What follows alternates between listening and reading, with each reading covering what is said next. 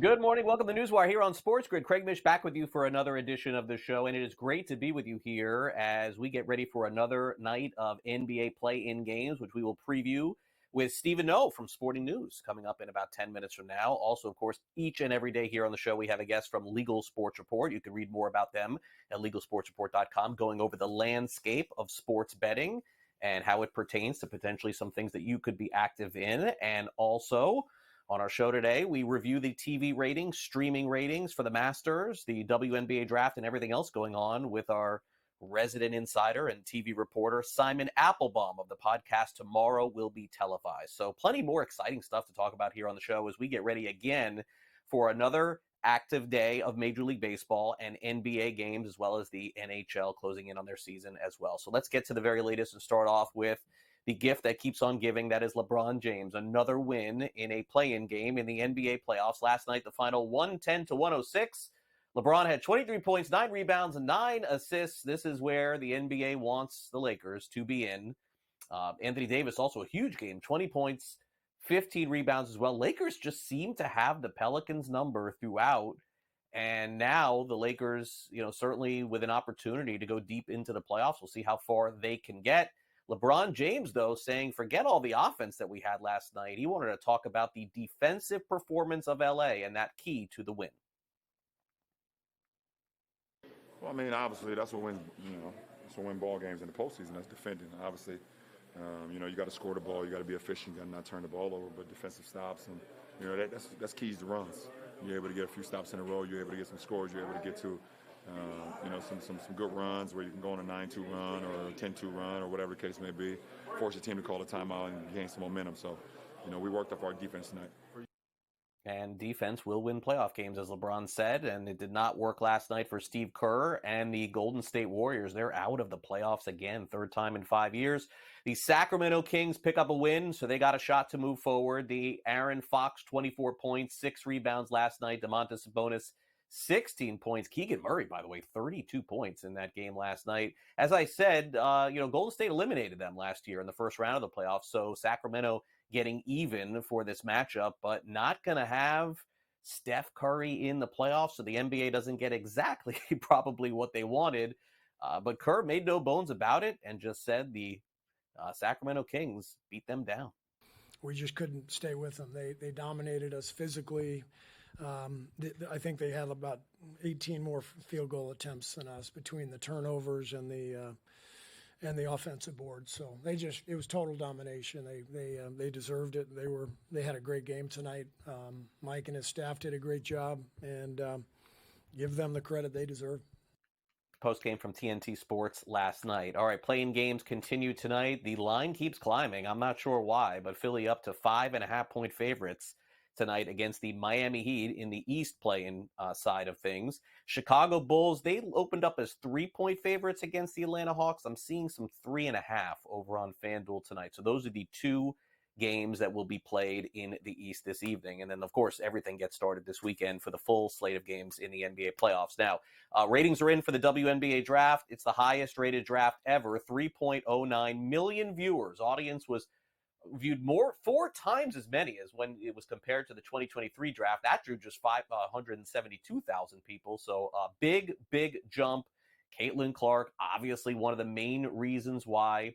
Previous high for the WNBA draft was in 2004 with Diana Taurasi when she got drafted, but this is a 300% increase from that draft. So no surprise there. And now we'll see if the WNBA game ratings increase as a result of Caitlin Clark being with the Indiana Fever, which, of course, the WNBA season getting ready to start this summer. All right, in Major League Baseball, as I said, a lot of games going on this afternoon. One player that's not going to be part of it this afternoon or even moving forward, unfortunately, is Ozzie Albies, the second baseman of the Atlanta Braves. The All-Star was placed on the 10-day injured list. He has a fractured toe. He was hit by a pitch against the Astros, and Brian Snitker said after the game, surgery is not necessary. No timetable, though, on Ozzie Albies' return. Usually these things are more than 10 days, but we will see. Unfortunately, the Milwaukee Brewers lost Christian Yelich yet again. Another back issue for Yelich. He was off to such a great start. .333 batting average, 5 home runs. 11 runs driven in. The former MVP looked like he was back to his old self, so to speak, but he's had back issues throughout his career. He's going on the 10-day injured list for the Milwaukee Brewers. This afternoon, we got a game starting in less than an hour from now. Not far from me. The Marlins will take on the San Francisco Giants. Miami won last night. They have not won a series thus far this season, and they take on the Giants this afternoon. Giants haven't won a season in Miami since 2016, if memory serves me correct. Pablo Lopez, ace of the Minnesota Twins. He's on the mound today, going against the Baltimore Orioles. Orioles, of course, are playing great baseball. And right now, of course, this is going to be a very close, tight-knit odds matchup. The Twins, minus 118 on the money line. Orioles are plus 100, total of 8 in that game, as Pablo has been one of the best pitchers in the American League and one of the favorites to win the American League Cy Young Award. Okay, now Omaha Productions has a new analyst, and it is a former coach, a future Hall of Fame coach, and it is Bill Belichick, yes, who is out of work and not going to be coaching in the NFL this season. He's joining Omaha Productions. For those of you unfamiliar with that company, it is Peyton and Eli Manning's company. They, of course, do the Manning Cast. It's the alternate view on Monday Night Football on ESPN and is ESPN2, and also produces Peyton's Place on ESPN+. And by the way, also an interesting story, consequently, about Bill Belichick. Maybe one of the reasons that he does not have a job this year is because apparently there was a conversation that ESPN is reporting that Bob Kraft had with Arthur Blank, the owner of the Falcons, allegedly saying not to hire Bill Belichick this offseason, the Atlanta Falcons. How about that? Said he was a little bit of an egomaniac. Not a surprise.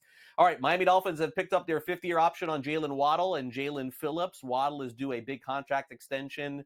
His counterpart over in Philadelphia, Devonta Smith, got one. They were drafted the same year, so I would expect Waddle to get a contract extension as well. Let's talk about some numbers in sports betting in New Jersey. They cleared $1.3 billion handle for March, 29% up from March 2023. So that's from 1 year ago. 7th consecutive month, New Jersey bettors have wagered over $1 billion, the longest run in history. Also, numbers coming in from North Carolina as they have sports betting for the first time this year. $650 million bet in March for people who are avid college basketball fans. 21 NCAA tournament games between the men and the women. So I would say off and running with the first month plus in North Carolina, making quite a bit of dough.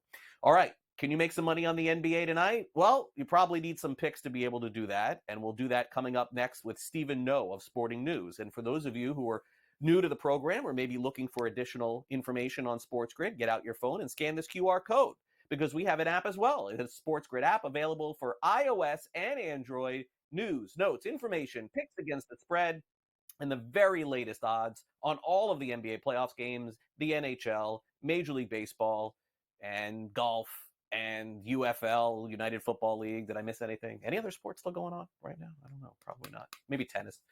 All right, Stephen Noh joins us next. Can the Lakers get further than they have right now? They're back in the mix for the NBA championship. We'll ask Stephen Noh next.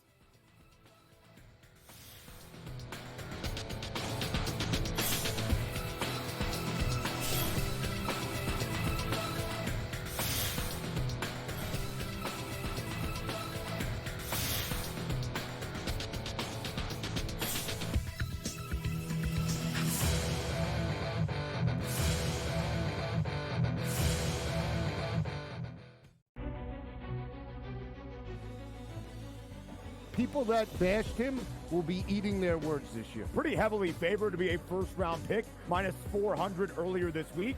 But that's not the surprise. If you're drafting J.J. McCarthy in the first half of the first round, you clearly believe not only is he a starter, he's going to be your starter for years to come. But a popular bet was under 3.5 wide receivers in the first round. The tape doesn't lie, baby.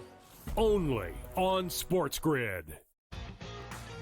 Victor Hovland right now can probably hit it right where he's looking on the range. But the problem is when you get out to a golf course, especially like Augusta National, it's a big, big picture. You can see every shot in the world, but the targets are really, really small. I feel like whoever we pick is going to win. Like, I feel like we have the power to choose the winner of this tournament. I know. I'm surprised more guys haven't reached out. And they might, and they probably will. Only on SportsGrid. 89-87, 0.6 seconds remaining. Big drama here in this game. Always frustrating when your Final Four parlay and bracket gets busted, but here we go. I'm done. Look what he is now. He's on FanDuel, plus 120. Almost even money to win the tournament. So you actually, if you did get him at plus 260, you got a pretty good, better investment than you had before. Just saying. Sports Rage Late Night, only on SportsGrid. Your gut says Miami is going to win, and you should take the over. Your gut also said your NFT selfies would only go up in value. They didn't. But your head is on SportsGrid and knows the QB is in concussion protocol. The backup has a 45 QBR against the zone coverage. The New York D has the most sacks in the league. So yeah, trust your head. It's smarter to be on SportsGrid. Anyone that's been to a sporting event, the atmosphere before a game, I think Game Time Decisions has that same exact atmosphere. This is our arena. This is what we do. There is going to be an energy to Game Time Decisions that you will feel night in and night out. The excitement you get when you lock your bets in, when you're figuring out what you want to do, we can zone in on the biggest games each night. I want this to be the place that people come to before the games start so they feel as ready as possible to lock in their cards. We are going to hit every single one of those markets that you need to know about. We're going to go through every single thing, and I've got a great team behind me that's going to help me get the job done. There is not going to be a better place, I promise you, than Game Time Decisions to get that new information, react to it, and be able to then bet accordingly. We will have everything at our disposal, and we will use that to our advantage. I'm Kevin Walsh. Tune into Game Time Decisions from 6 to 8 p.m. Eastern on SportsGrid.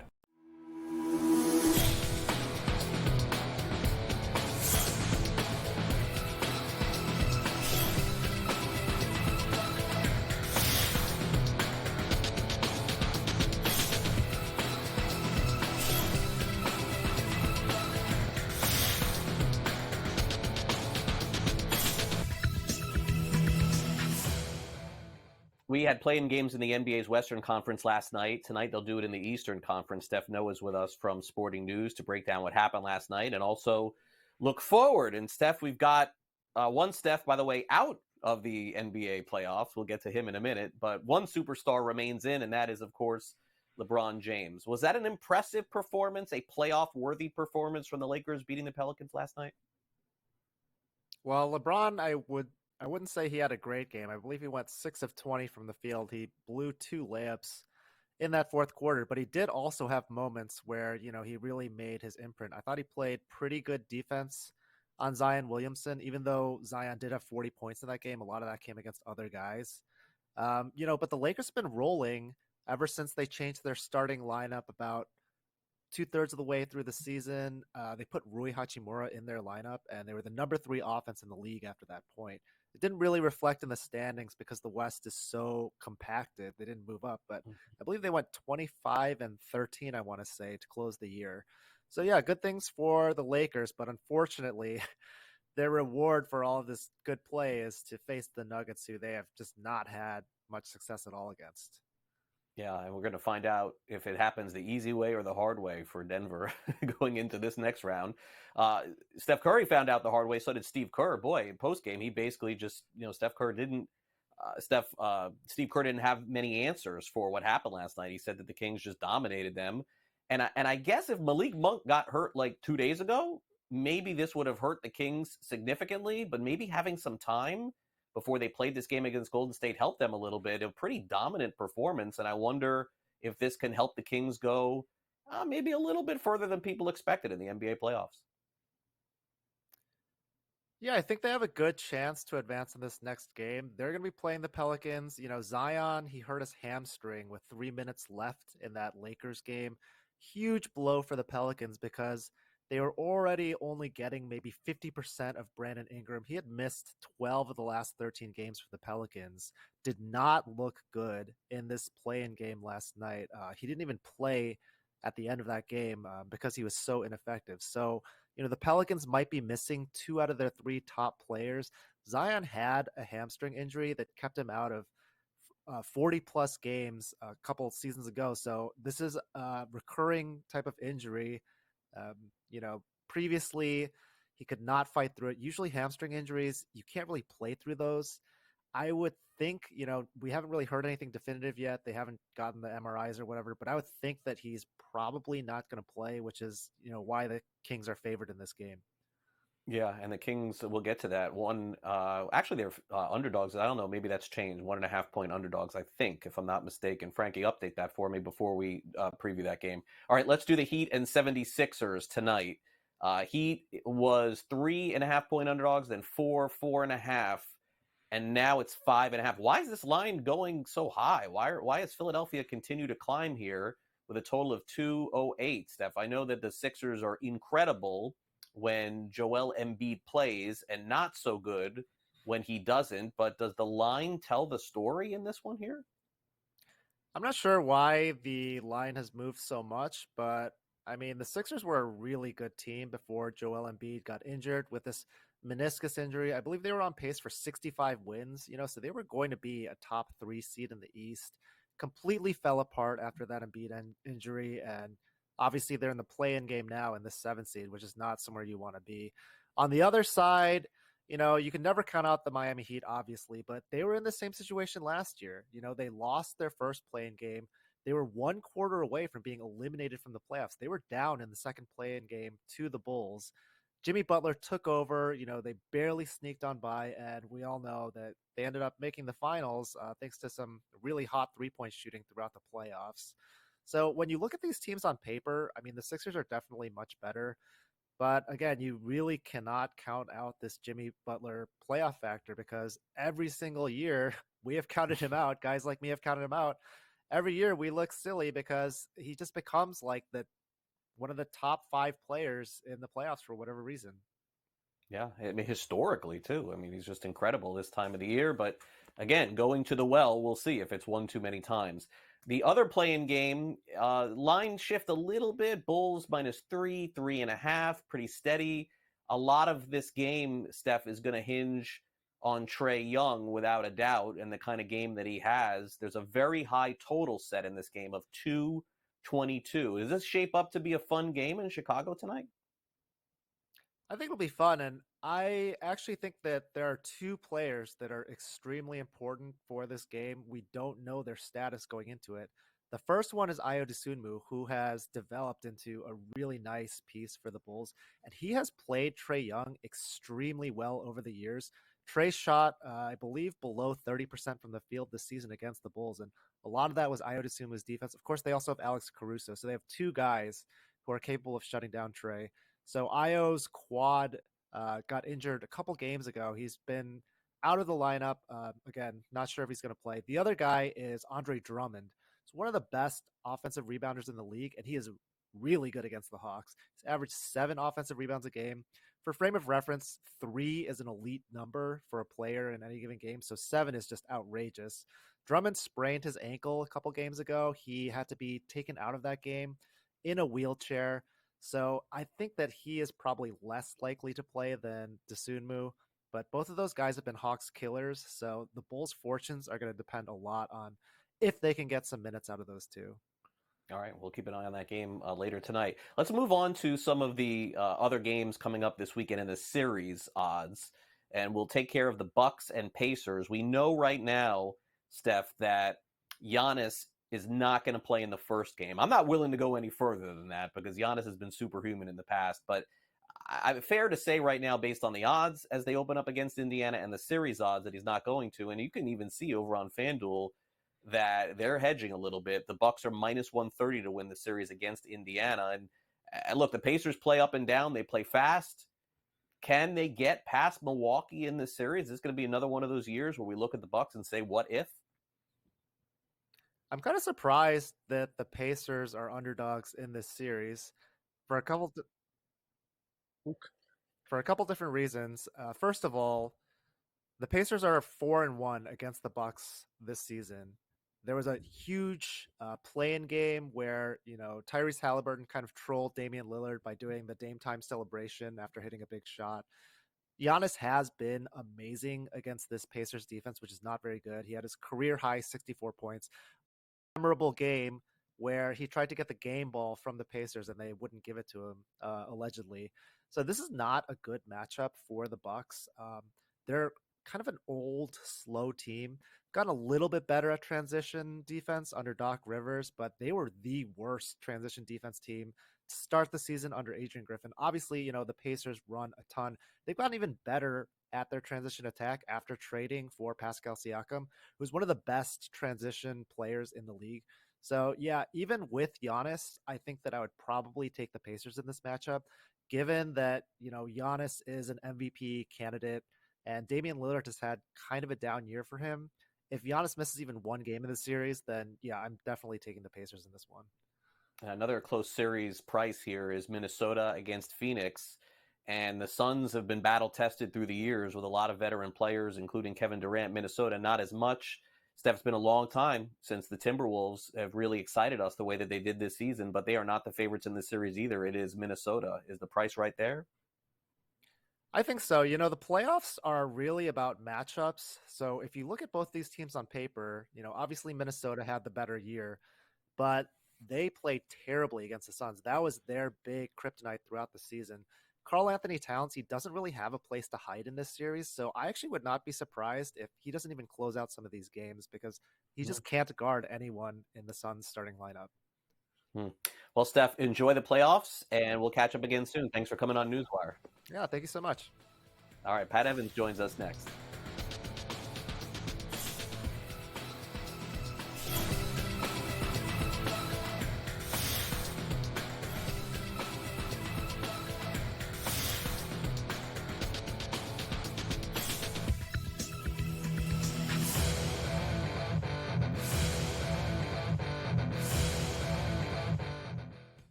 People that bashed him will be eating their words this year. Pretty heavily favored to be a first-round pick, minus 400 earlier this week. But that's not the surprise. If you're drafting J.J. McCarthy in the first half of the first round, you clearly believe not only is he a starter, he's going to be your starter for years to come. But a popular bet was under 3.5 wide receivers in the first round. The tape doesn't lie, baby. Only on SportsGrid. Victor Hovland right now can probably hit it right where he's looking on the range. But the problem is when you get out to a golf course, especially like Augusta National, it's a big, big picture. You can see every shot in the world, but the targets are really, really small. I feel like whoever we pick is going to win. I feel like we have the power to choose the winner of this tournament. I know. I'm surprised more guys haven't reached out. And they might, and they probably will. Only on SportsGrid. 89-87, 0.6 seconds remaining. Big drama here in this game. Always frustrating when your Final Four parlay and bracket gets busted, but here we go. I'm done. Look what he is now. He's on FanDuel, plus 120. Almost even money to win the tournament. So you actually, if you did get him at plus 260, you got a pretty good, better investment than you had before. Just saying. Sports Rage Late Night. Only on SportsGrid. Your gut says Miami is going to win, and you should take the over. Your gut also said your NFT selfies would only go up in value. They didn't.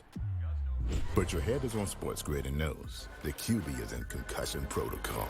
The backup has a 45 QBR against the zone coverage. The New York D has the most sacks in the league. So yeah, trust your head. It's smarter to be on SportsGrid.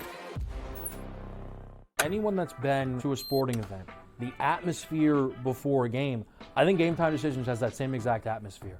This is our arena. This is what we do. There is going to be an energy to Game Time Decisions that you will feel night in and night out. The excitement you get when you lock your bets in, when you're figuring out what you want to do, we can zone in on the biggest games each night. I want this to be the place that people come to before the games start so they feel as ready as possible to lock in their cards. We are going to hit every single one of those markets that you need to know about. We're going to go through every single thing, and I've got a great team behind me that's going to help me get the job done. There is not going to be a better place, I promise you, than Game Time Decisions to get that new information, react to it, and be able to then bet accordingly. We will have everything at our disposal, and we will use that to our advantage. I'm Kevin Walsh. Tune into Game Time Decisions from 6 to 8 p.m. Eastern on SportsGrid.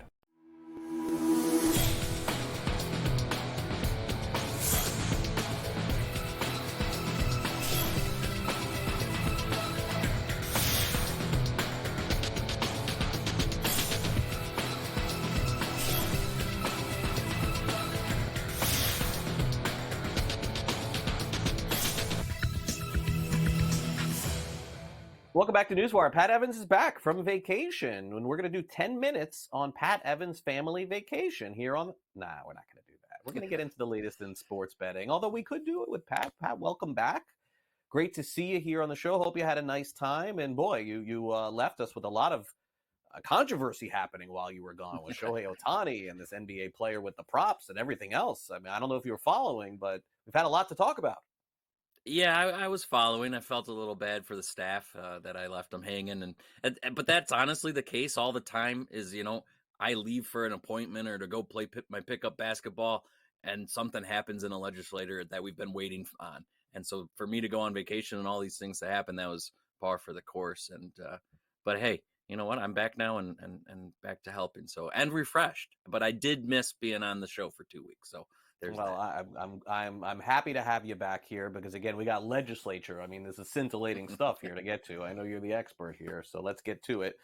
Okay, positive and negative on legalizing sports betting in Georgia. We have seen the positive, we've seen the negative. This thing is just the pendulum is just swinging back and forth and back and forth. What's the very latest here? Is there any positivity heading into the second quarter of the year here in Georgia? It really doesn't seem like it, Craig. Georgia, as you said, there were moments of optimism and positivity down in the Peachtree State. But, it came down to the end of the session. It got to, what could have been its final step, the House floor. Well, it didn't get to the House floor. It got to the Rules Committee, which would then send it to the House floor on March 29th. And it didn't get there. Despite multiple Rules Committee meetings on that last day of session, they didn't push it over the edge. And so I just published yesterday as kind of a debrief of what happened in Georgia and made it not happen. And so that's on legalsportsreport.com. But in short, it just sounds, again, like politics got in the way, which coming into the session, we knew was going to be an issue. But it's almost kind of a little different than we've seen in previous years. Previous years, we've seen bipartisan support of sports betting fall apart because of, a different issue. And so then one party digs their heels in and says, we're not going to play ball. Well, this year, it just seemed things got, kind of bogged down because of, various leadership challenges. And again, something we'll talk about in a second about constitutional amendments. But the Senate, overwhelmingly bipartisan, sent over a really nice proposal. And the House, they didn't want to play ball. In the House, there was less appetite for this constitutional amendment, which some lawmakers believe is needed. Well, some other lawmakers believe that sports betting can just kind of simply slot in as a lottery game. And so that difference was huge. I've got multiple sources saying the committee assignment in the House doomed it from the get-go because the chair of that committee was, not the right person to kind of lead the charge. And then another source on the record, you'll read about it, blames the House Speaker and said that, they laid out a bunch of things. They put the goalposts out. Rep. Marcus Whitterer, who was leading the charge in the House, met all those goals. And then the House Speaker moved the goalposts, or as the source says, completely removed the end zone.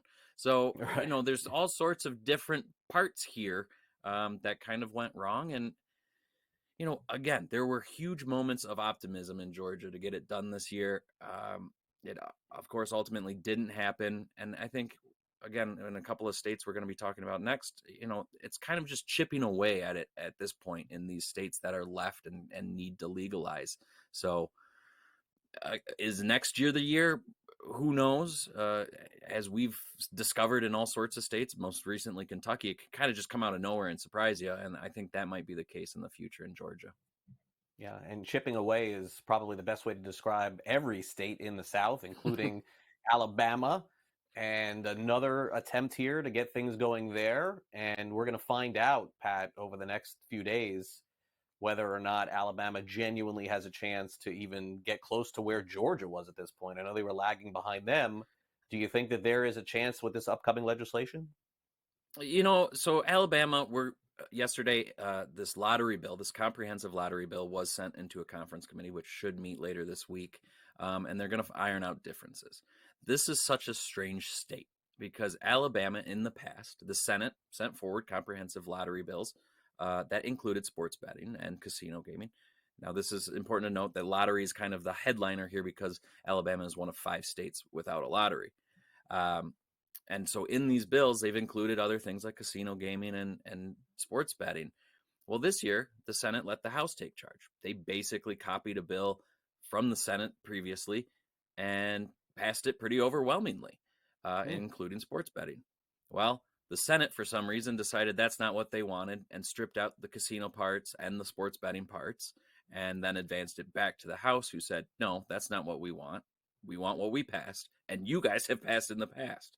And so now it's going to conference committee. We'll see kind of what might come out of it. You have to iron out the differences. And, I talked to Senator Greg Albritton, who has supported sports betting in the past. He's kind of the lead of the Senate side of this. And he said, you know what, your guess is as good as mine what happens. I think there's pretty far differences. Who knows if we can even come to an agreement and get this through. So lottery even is at the up in the air. What, if sports betting doesn't happen this year, but the lottery does, I think, like we said, that's chipping away. Maybe that lays a path forward for maybe just a sports betting only bill next year, or something like that. But is lottery going to happen? Again, we don't know. So it's going to be something to watch later this week because that's when they're going to meet. We'll stick in the South and head over to Mississippi, where, as we've mentioned many times before here on the show, sports betting is legal in person at the casinos. The mobile aspect is not, but are we moving closer to that becoming a reality? Yeah, this is kind of a recurring theme today. Obviously, we're down in the Southeast, and we're states that have sort of seem to have clear pathways and then kind of running into issues. Coming into the session, industry sources were very optimistic that Mississippi would just kind of go over this edge because, like you said, retail sports betting has been legal in Mississippi since 2018. So this is one of the first states, period, to legalize.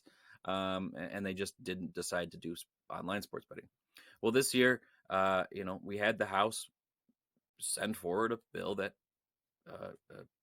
legalized online sports betting. Well, the Senate stripped that and then sent it back. So it's kind of the same issue where they've left it as is in their language. The House has their language.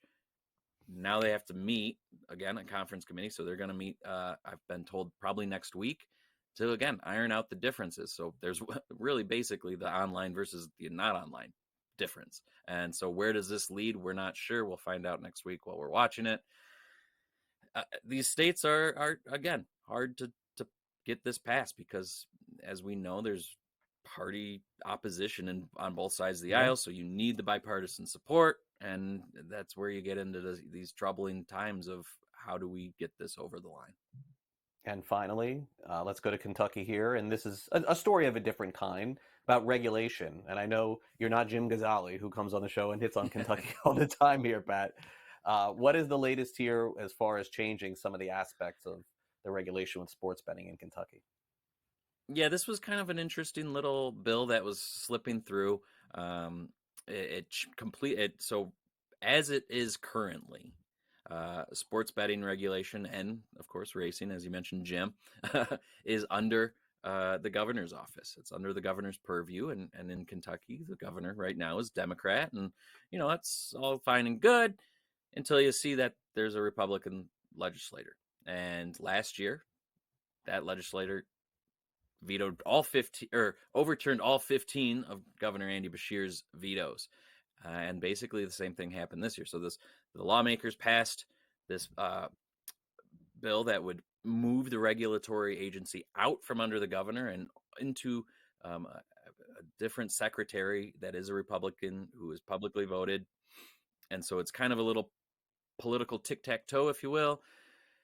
That passed. The governor said, wait, I don't like this. I want to keep it under my purview. He vetoed it. It went back to the legislator. They've overturned that. So now we're going to have a new regulatory system in Kentucky. And it's kind of interesting because there was also a bill earlier this year that created a separate division of sports betting under the existing regulatory agency.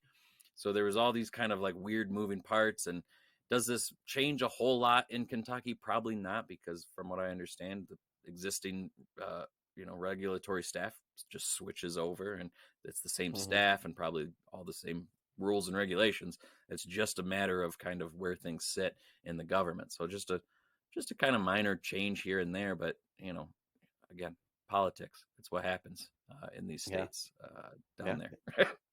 It definitely is. I mean, the political landscape in the South is just Southeast, as you mentioned, just so much different than everywhere else. We saw it in Florida. It's happening all over, without a doubt. Okay. Well, Pat, great to catch up with you. Welcome back to the States here, and welcome back to NewsWire, and we'll catch up again with you soon. Thanks for coming on. Yeah, thanks as always, Craig. All right. Pat Evans from Legal Sports Report with us here each and every week on NewsWire. All right, coming up next, our weekly visit with Simon Applebaum of the podcast tomorrow will be televised. We'll touch on the latest ratings, streaming options, and sports betting going on around the country. And then coming up at the top of the hour, we've got the early line followed by Pharrell Coast to Coast at 3 o'clock Eastern. So stick with us here on NewsWire. We got plenty more to come, including telling you how many people are watching sports and streaming on television. Some news and notes also from the broadcast industry as well. We'll be right back.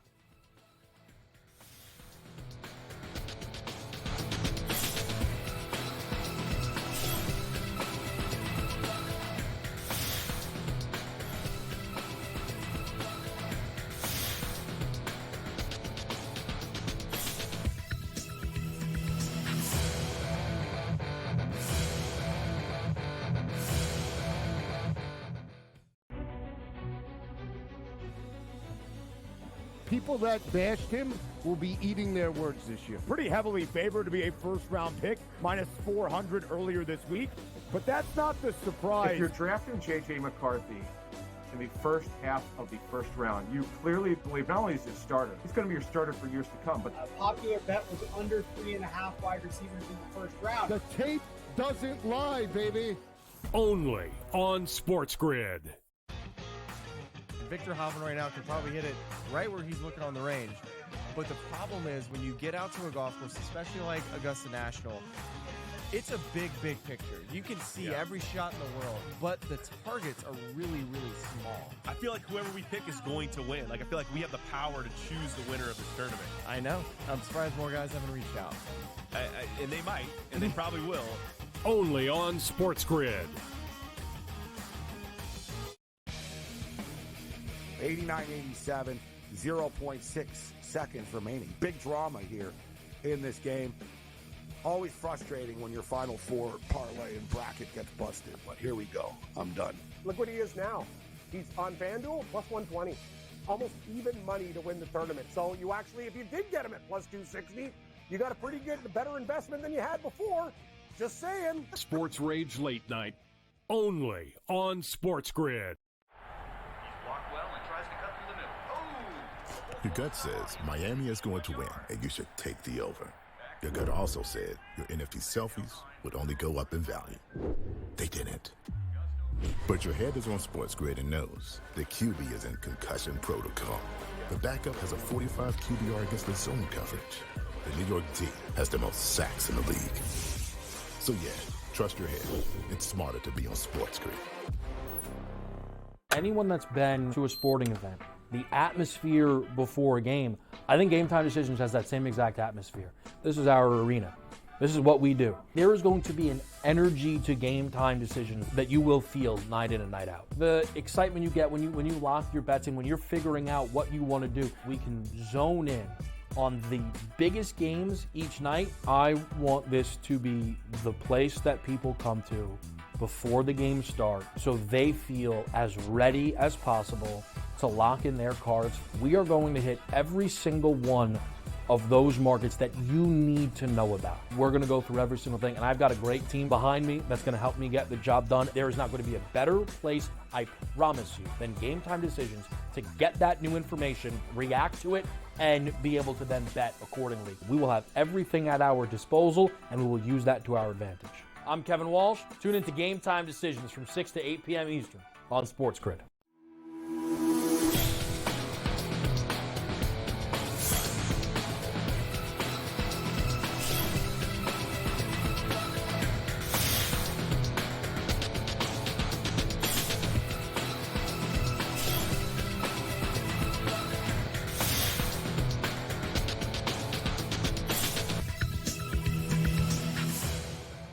Welcome back to NewsWire, catching up on streaming, television, broadcasting. He does it all. Simon Applebaum from the podcast Tomorrow will be televised as a weekly visitor here on NewsWire. Hey, Simon, great to have you back here on the show. Lots of topics to cover, so I guess we'll get right to it. Thanks for coming on.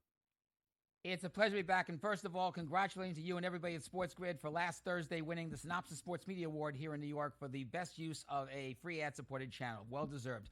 As you said, we have a lot to get to, so let's go right to a bunch of items. Number one, Noah Eagle is going to Paris for the Summer Olympic Games. He will be covering for NBC and Peacock the men's basketball games featuring Team USA. That's number one. Second, ESPN reported this morning that Bill Belichick, the former coach of the New England Patriots, will be joining Peyton Manning and his Zoma Productions company on future programming for ESPN and for other places. We don't know yet what he's going to exactly do. We hear that announcements can be made before the end of the month. Number three, two major Congress people on the House of Representatives, both Democrats, Jerry Nadler here in New York, Joaquin Castro in Texas. They have filed letters with Walt Disney, Fox, and Warner Bros. Discovery saying, hey, we'd like to know some specifics about this mega sports channel bundle you're going to be introducing to consumers this fall. We got like 20 questions to ask, and if you don't answer them the way we want, we may do some congressional hearings about trying to perhaps prevent you from getting the sports channel bundle on the air. And finally, of course, everybody knows here in New York about John Sterling abruptly calling it a career as the voice of the Yankees and much, much more. But you may not know is that Jack Edwards, the former Sports Center anchor, who for the last 2 decades has been the TV voice of the Boston Bruins, he is calling it a career. What's going to happen is he will continue to call the Boston Bruins as long as they're in the Stanley Cup playoffs. And once that run is complete, he will be departing from New England Sports Network. Wonderful anchor, by the way, for Sports Center during his time there. And like we're seeing many of the great sports voices. Some would call it the soundtrack of New York and Boston and so many other places. They are calling it a career in recent days. Yeah, and I do want to talk more about John Sterling a little bit later, but let's get to some of the viewership notes here from some of the bigger events that have happened. And Simon, maybe a surprise for some that the Masters took a very steep decline as far as viewership. Now, I think what's fascinating here is I don't know that we're telling the whole story. So 20% is the number that it looks like the Masters is down in terms of viewership. But as we talked about last week here on the show, most of the people who are watching the Masters these days are not at home. They're on the app. The app has been fantastic for many years. People download it literally right before the Masters starts and maybe even delete it when it ends or refresh it when the new year comes. So I don't know. I mean, is there a big takeaway from this? Do you think that it's bad news that these numbers have come in, or is it simply put because most people are now choosing the streaming option? It's bad news, Craig, because there is a bigger issue, which we're going to explain, involving golf coverage on television. First of all, we should point out it was 9.6 million viewers. It was down 20%. Keep in mind that the 9.6 were watching either on CBS or Paramount Plus. On the flip side of the coin, ESPN for the first 2 rounds of the Masters, last Thursday and Friday, had their best audience ever in a decade, about 3.7, 3.8 million. And the reason why? Tiger Woods going for the cut. Remember, the Thursday round started late, so Tiger had to finish the round first thing Friday morning, the last 5 holes. Then he got in 1 over par. He made the cut when the cut went from 2 over to 5 over, 5 or 6 over. So that was big. Everyone wanted to see, would Tiger make the cut and set a new Masters record for consecutive cuts? Craig, the problem is really 2 things. Number one, Scottie Scheffler is not that much of a draw, even though he's the hottest golfer right now in world golf, not just PGA, but all of golf. Even though he won his 2nd Masters in 3 years, he did not turn out to be a viewer draw. And this leads to the bigger question, which is PGA golf ratings overall. They have been down each individual event so far this year by as much as 15 to 35%. Here's some numbers. The Phoenix Open on CBS, which ended a day early, Saturday afternoon, because of CBS covering the Super Bowl on Sunday. 2.4 million viewers. That was down 35%. The Bay Hill Classic on NBC, 2.3 million viewers. That was down 30%. And the Players' Championship, which was one of NBC's biggest telecasts, that was down 15% from a year ago. And again, all of these telecasts were on both NBC and Peacock, or in CBS's case, CBS and Paramount Plus. So you had both a broadcast network, mega content supplement on all these particular telecasts. And what it's saying is that for some reason, people are turning off pro golf, at least on the PGA side. We don't know yet about the Live Golf Tour. The ratings have been borderline from where they were. It's like maybe 1 million at best so far on the CW. But the big thing is you have to wonder, going forward, what is going to happen with pro golf viewership, especially when you consider two things. One, Scottie Scheffler has a baby coming due any moment with his wife, their first child. He has said that that's the big thing, get to be a father when he does. He is off the tour. We don't know how for long. And secondly, there's thoughts that some of the other Masters top finishers may be invited to join the LIV Golf Tour. If they do, it makes that more valuable. And don't forget, they've got the second best player in the world, John Rahm. They got Brooks Koepka. They got Bryson DeChambeau, who made a fair effort to win the Masters this year. He was in the hunt as early as Sunday afternoon. Then he went downhill because of the way the course went. So I'll tell you, the Masters, I think, may be a barometer of how bad PGA golf viewership is. And the PGA golf, given the fact they've got the competition with LIV, they have a real fight on their hands. One more thing about the Masters. It was also very melancholy on Sunday because Vern Lundquist did his final roll on the 16th tee. He has been involved with CBS Sports for 40 years, covering everything from SEC college football to figure skating at the Olympics when they had it in the Winter Games in the 1990s. Became the subject of a Saturday Night Live spoof that ran for quite some time. He did his job beautifully on Sunday. As soon as he finished, Ian Baker Finch of the 17th tee said, as Scottie Scheffler and Colin McCullough came to the tee, "Thank you, Vern. Paused for everything." And then Jim Nance did a wonderful tribute to him that Lundquist was very moved by. We're going to miss Vern very, very much. He's one of the great all-time, all-around sportscasters. Yeah, and I want to expand back this conversation real quick with the Masters ratings, Simon, because some of the narrative, and I, you sort of alluded to it a little bit, is the fact that a lot of the, bigger golfers, or some of them, a portion of them, are playing in LIV Golf. But Simon, I guess my retort to that would be nobody is watching LIV Golf. Even wherever they're airing, nobody is watching this. So it has to be a much bigger issue than just some of the best players in the world playing on another tour, because that just doesn't add up.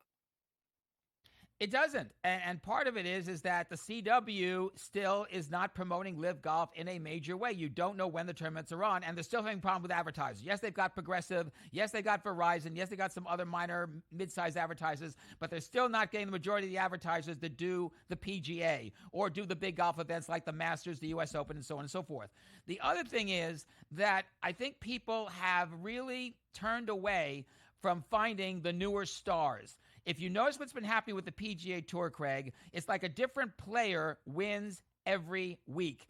And when you consider that's the case, as opposed to Tiger, who you could count on to be in the hunt during his prime, on major and minor tournaments alike, to be in the hunt right into Sunday afternoon. Now you find the fact that he can't play 4 rounds of golf straight. I mean, he was great the first 2 rounds, particularly the second round, in light of the wind, the rain on the first round, to do what he did to break that consecutive cut record, and then to blow it open on the final 2 days. People expect Tiger. It's like they expect Michael Jordan.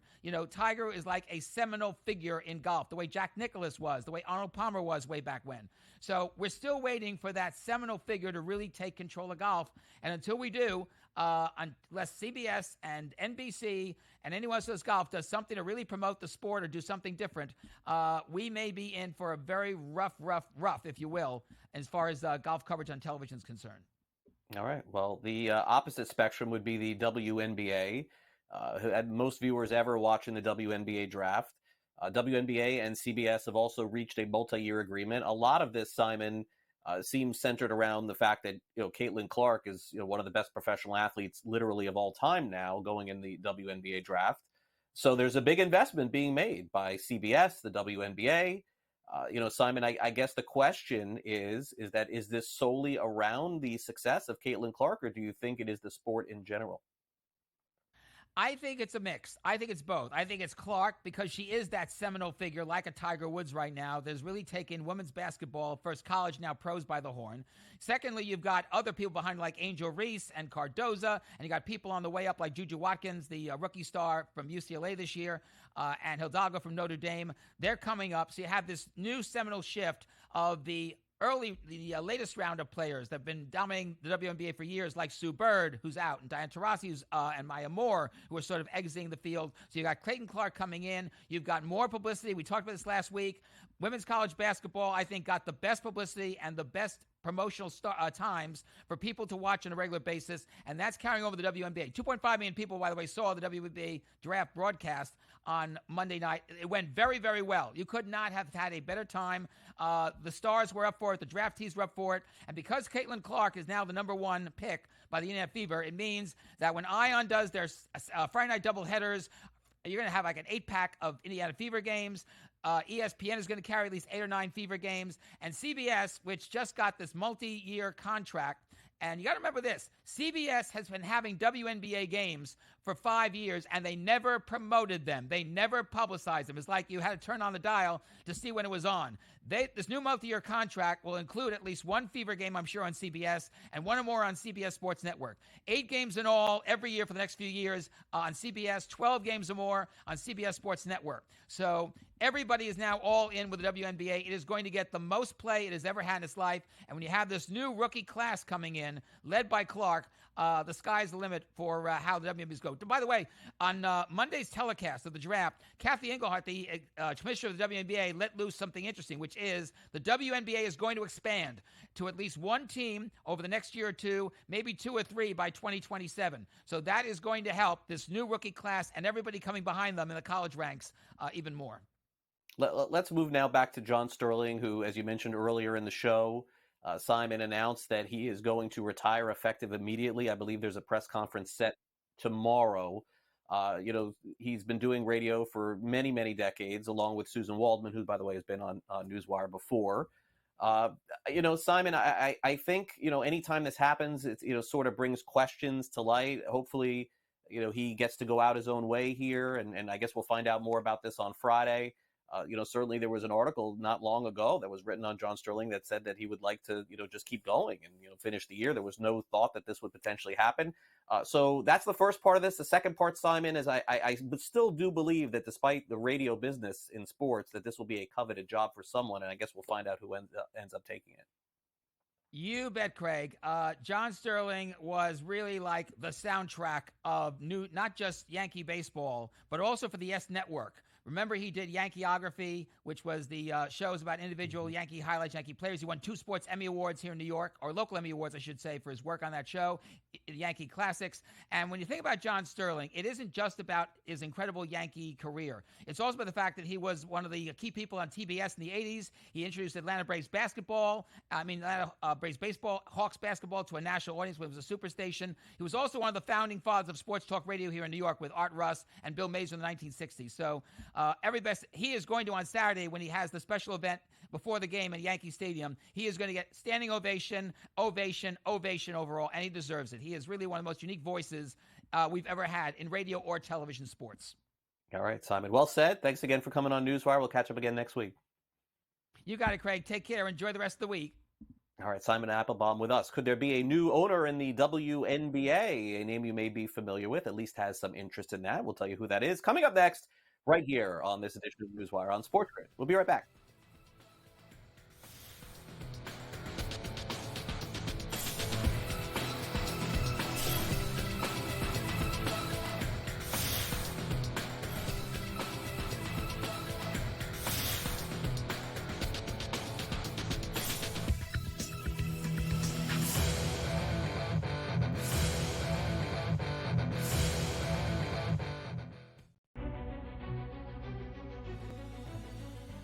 People that bashed him will be eating their words this year. Pretty heavily favored to be a first-round pick, minus 400 earlier this week. But that's not the surprise. If you're drafting J.J. McCarthy in the first half of the first round, you clearly believe not only is he a starter, he's going to be your starter for years to come. But a popular bet was under 3.5 wide receivers in the first round. The tape doesn't lie, baby. Only on SportsGrid. Victor Hovland right now can probably hit it right where he's looking on the range. But the problem is when you get out to a golf course, especially like Augusta National, it's a big, big picture. You can see every shot in the world, but the targets are really, really small. I feel like whoever we pick is going to win. Like, I feel like we have the power to choose the winner of this tournament. I know. I'm surprised more guys haven't reached out. And they might, and they probably will. Only on SportsGrid. 89-87, 0.6 seconds remaining. Big drama here in this game. Always frustrating when your Final Four parlay and bracket gets busted, but here we go. I'm done. Look what he is now. He's on FanDuel, plus 120. Almost even money to win the tournament. So you actually, if you did get him at plus 260, you got a pretty good, better investment than you had before. Just saying. Sports Rage Late Night, only on SportsGrid. Your gut says Miami is going to win, and you should take the over. Your gut also said your NFT selfies would only go up in value. They didn't. But your head is on SportsGrid and knows the QB is in concussion protocol. The backup has a 45 QBR against the zone coverage. The New York team has the most sacks in the league. So yeah, trust your head. It's smarter to be on SportsGrid. Anyone that's been to a sporting event, the atmosphere before a game, I think Game Time Decisions has that same exact atmosphere. This is our arena. This is what we do. There is going to be an energy to Game Time Decisions that you will feel night in and night out. The excitement you get when you lock your bets in, when you're figuring out what you want to do, we can zone in on the biggest games each night. I want this to be the place that people come to before the games start so they feel as ready as possible to lock in their cards. We are going to hit every single one of those markets that you need to know about. We're going to go through every single thing, and I've got a great team behind me that's going to help me get the job done. There is not going to be a better place, I promise you, than Game Time Decisions to get that new information, react to it, and be able to then bet accordingly. We will have everything at our disposal, and we will use that to our advantage. I'm Kevin Walsh. Tune into Game Time Decisions from 6 to 8 p.m. Eastern on SportsGrid.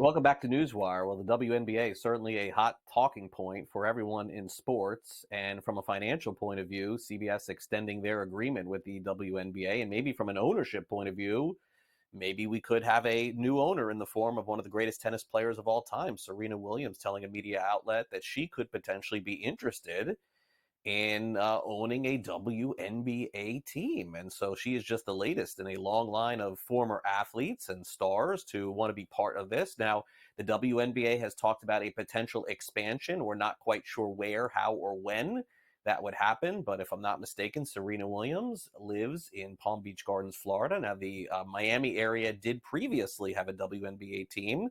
That is what is known now as the Kaseya Center. It was called the Miami Soul. But they had since folded. This goes back about 15, 20 years ago. Who knows? Maybe there is a chance that the WNBA returns to South Florida. I guess that's a wait-and-see approach.